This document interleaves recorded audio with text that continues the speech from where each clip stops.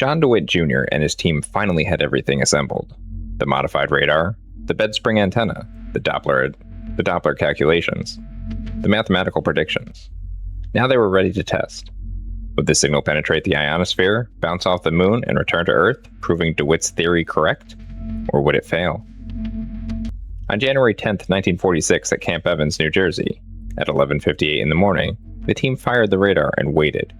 It only took 2.5 seconds, but the result was a resounding success. The radar's receiver plotter showed the initial signal pulse, a strong spike, then 2.5 seconds of nothing, then a small blip.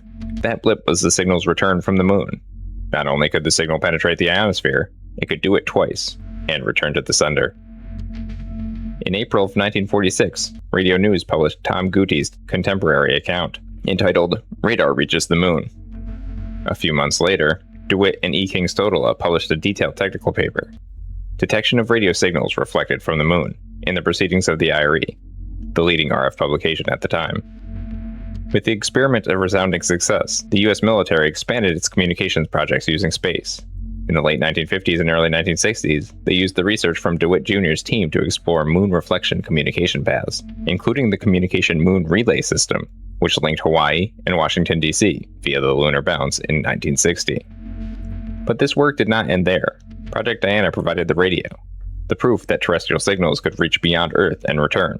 That proof laid the groundwork for the space communications that followed: ground-to-space to ground satellite links, direct communication with astronauts in orbit, and eventually, a television broadcast from the moon itself, watched around the world. One team, one question, and a bit of determination shaped the world's communication and continues to be an inspiration for new technologies today. Amateur radio operators still ping the moon and wait and listen for a response. If they do it like John DeWitt Jr. and his team, they'll get one just 2.5 seconds later. If you enjoyed this piece of radio history, subscribe to RF and Radio History, and tell me in the comments what signal story we should cover next.